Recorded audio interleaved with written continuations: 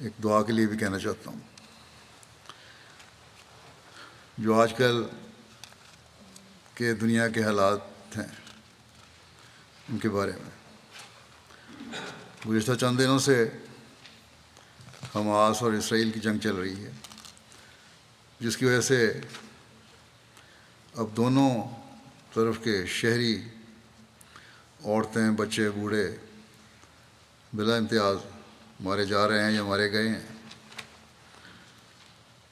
اسلام تو جنگی حالات میں بھی عورتوں، بچوں اور کسی طرح بھی جنگ میں حصہ نہ لینے والوں کے قتل کی اجازت نہیں دیتا. اور اس کو حضرت صلی اللہ علیہ وسلم نے اس بات کی حضرت صلی اللہ علیہ وسلم نے بڑی سختی سے ہدایت بھی فرمائی ہے. دنیا یہ کہہ رہی ہے، اور حقائق بھی کچھ ہیں ایسے، کہ اس جنگ میں پہل حماس نے کی اور اسرائیلی شہریوں کے بلا امتیاز قتل کے مرتکب ہوئے. قطع نظر اس کے کہ اسرائیلی فوج اس طرح پہلے کتنے معصوموں کو، فلسطینیوں کو قتل کرتی رہی ہے. مسلمانوں کو بہرحال اسلامی تعلیم کے مطابق عمل کرنا چاہیے. اسرائیلیوں نے کیا، فوجوں نے، ان کا فعل ہے، اور اس کے اور طریقے سے حل کرنے کے. اگر کوئی جائز لڑائی ہے تو فوج سے تو ہو سکتی ہے، عورتوں، بچوں اور بے ضرر لوگوں سے نہیں. بہرحال اس لحاظ سے حماس نے جو قدم اٹھایا وہ غلط تھا. اس کا نقصان زیادہ ہوا، فائدہ کم.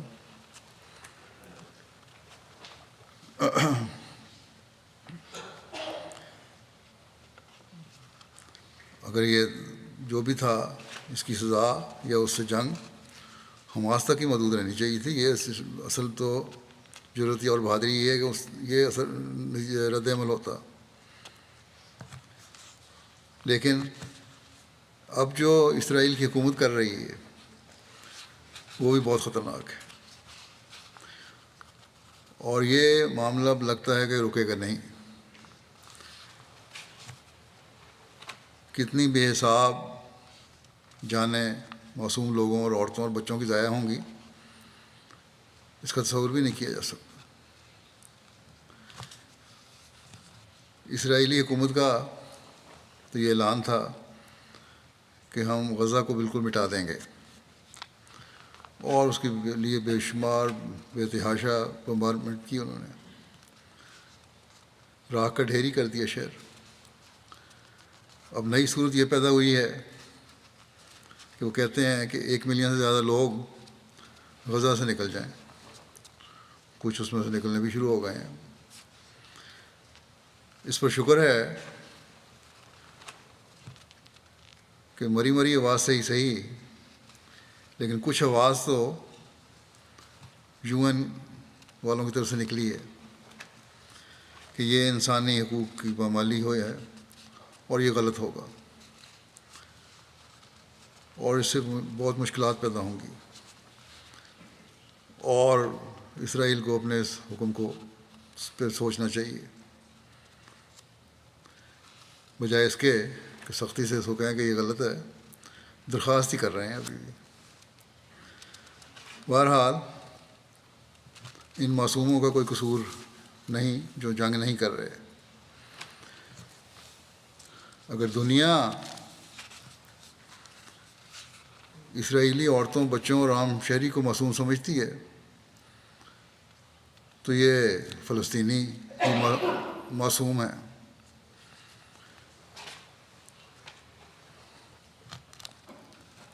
ان اہل کتاب کی تو اپنی تعلیم بھی یہ کہتی ہے کہ اس طرح کا تو غارت جائز نہیں ہے.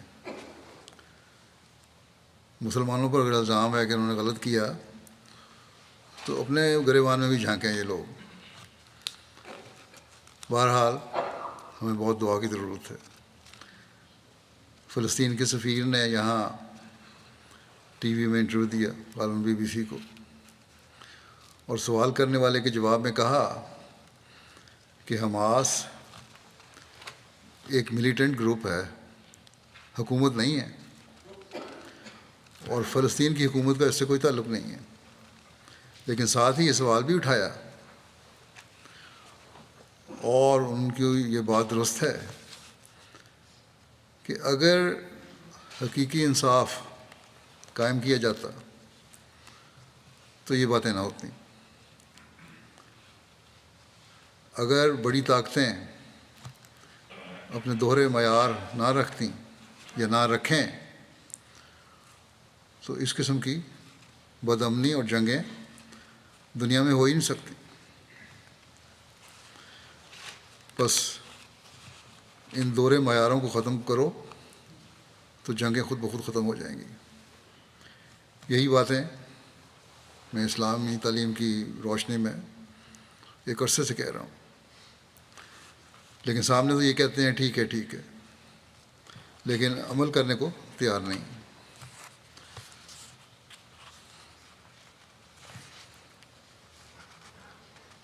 اب تمام بڑی طاقتیں یا مغربی طاقتیں انصاف کو ایک طرف کر کے فلسطینیوں پر سختی کے لیے اکٹھی ہو رہی ہیں، اور ہر طرف سے فوجوں کی بھجوانے کی باتیں ہو رہی ہیں.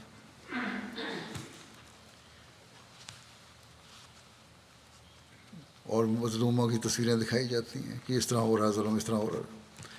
غلط سلط رپورٹیں میڈیا میں دکھائی جاتی ہیں اور آ جاتی ہیں. ایک دن یہ خبر آتی ہے کہ اسرائیلی عورتوں اور بچوں کا یہ حشر ہو رہا ہے، ان کی یہ بری حالت ہو رہی ہے. اگلے دن پتہ چلتا ہے کہ وہ اسرائیلی نہیں تھے، وہ تو فلسطینی تھے. لیکن اس کی میڈیا میں کوئی معذرت نہیں ہوتی، اور کوئی ہمدردی کا لفظ ان کے لیے نہیں کہا جاتا. یہ لوگ جس کی لاٹھی اس کی بھینس پر عمل کرتے ہیں. جن کے ہاتھ میں دنیا کی معیشت ہے ان کے آگے ہی انہوں نے جھکنا ہے. اگر جائزہ لیا جائے تو لگتا ہے کہ بڑی طاقتیں جنگ بھڑکانے پر تلی ہوئی ہیں بجائے اس کو ٹھنڈا کرنے کے. جنگ ختم کرنا نہیں چاہتی ہیں لوگ. پہلی جنگ عظیم کے بعد جنگوں کے خاتمے کے لیے بڑی طاقتوں نے لیگ آف نیشنز بنائی، لیکن انصاف کے تقاضے پورے نہ کرنے اور اپنی برتری قائم رکھنے کی وجہ سے یہ ناکام ہو گئی، اور دوسری جنگ عظیم ہوئی، اور 7 کروڑ سے زیادہ جانیں کہتے ہیں ضائع ہوئیں. اب یہی حال UN کا ہو رہا ہے. بنائی تو اس لیے گئی تھی کہ دنیا میں انصاف قائم کیا جائے گا اور مظلوم کا ساتھ دیا جائے گا، جنگوں کے خاتمے کی کوشش کی جائے گی. لیکن ان باتوں کا دور دور تک پتہ نہیں. اپنے مفادات کوئی ہر کوئی دیکھ رہا ہے. اب جو اس بے انصافی کی وجہ سے جنگ ہوگی، اس کے نقصان کا تصور ہی عام آدمی نہیں کر سکتا، اور یہ سب بڑی طاقتوں کو پتہ ہے کہ کتنا شدید نقصان ہوگا. لیکن پھر بھی انصاف قائم کرنے میں کوئی توجہ نہیں ہے، اور توجہ دینے پر کوئی تیار بھی نہیں ہے. ایسے حالات میں مسلمان ملکوں کو کم از کم ہوش کے ناخن لینے چاہیے. اپنے اختلافات مٹا کر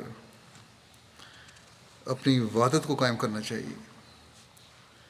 اگر مسلمانوں کو یہ ہدایت اللہ تعالیٰ نے اہل کتاب سے تعلقات بہتر کرنے کے لیے دی ہے کہ تعالوا الی کلمۃ سواء بیننا و بینکم، اس کلمے کی طرف آ جاؤ جو ہمارے اور تمہارے درمیان مشترک ہے، اللہ تعالیٰ کی ذات ہے. تو مسلمان جن کا کلمہ مکمل طور پر ایک ہے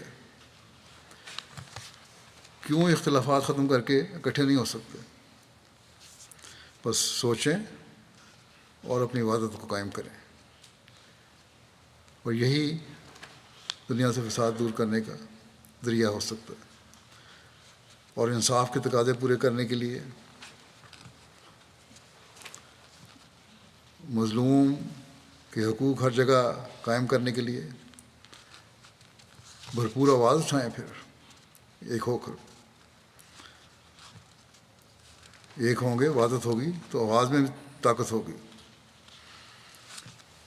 ورنہ معصوم مسلمانوں کی جانوں کے ضائع ہونے کے یہ لوگ ذمہ دار ہوں گے، وہ مسلمان حکومتیں ذمہ دار ہوں گی۔ حضرت صلی اللہ علیہ وسلم کی اس ارشاد کو ہمیشہ سامنے رکھنا چاہیے، اور یہ ان طاقتوں کا کام ہے رکھیں کہ ظالم اور مظلوم دونوں کی مدد کرو۔ بس اس اہم بات کو سمجھیں۔ اللہ تعالیٰ مسلمان حکومتوں کو بھی عقل اور سمجھ دے، اور ایک ہو کر انصاف قائم کرنے والے بنیں، اور دنیا کی طاقتوں کو بھی عقل اور سمجھ دے کہ دنیا کو تباہی میں ڈالنے کے بجائے دنیا کو تباہی سے بچانے کی کوشش کریں، اور اپنی اناؤں کی تسکین کو اپنا مقصد نہ بنائیں۔ ہمیشہ انہیں یاد رکھنا چاہیے کہ جب تباہی ہوگی تو یہ طاقتیں بھی محفوظ نہیں رہیں گی۔ بہرحال ہمارے پاس تو دعا ہی کا ہتھیار ہے، اسے ہر احمدی کو پہلے سے بڑھ کر استعمال کرنا چاہیے۔ غزہ میں بعض احمدی گھرانے بھی گھرے ہوئے ہیں، اللہ تعالیٰ انہیں بھی محفوظ رکھے، اور سب معصوموں مظلوموں کو وہ جہاں بھی ہیں محفوظ رکھے۔ اللہ تعالیٰ حماس کو بھی عقل دے، اور یہ لوگ خود اپنے لوگوں پر ظلم کرنے کے ذمہ دار نہ بنیں، اور نہ کسی پر ظلم کریں۔ اسلامی تعلیم کے مطابق جو ہے حکم، اس کے مطابق اگر جنگیں کرنی بھی ہیں تو اس طرح کریں۔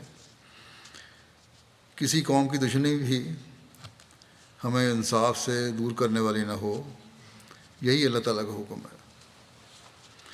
اللہ تعالیٰ بڑی طاقتوں کو بھی توفیق دے کہ وہ دونوں طرف انصاف کے تقاضے پورے کرتے ہوئے امن قائم کرنے والی بنے، یہ نہیں کہ ایک طرف جھکاؤ ہو جائے اور دوسری طرف کا حق مارا جائے، ظلم و زیادتی میں بڑھنے والی نہ ہوں۔ اللہ تعالیٰ کرے کہ ہم دنیا میں امن و سلامتی دیکھنے والے ہوں۔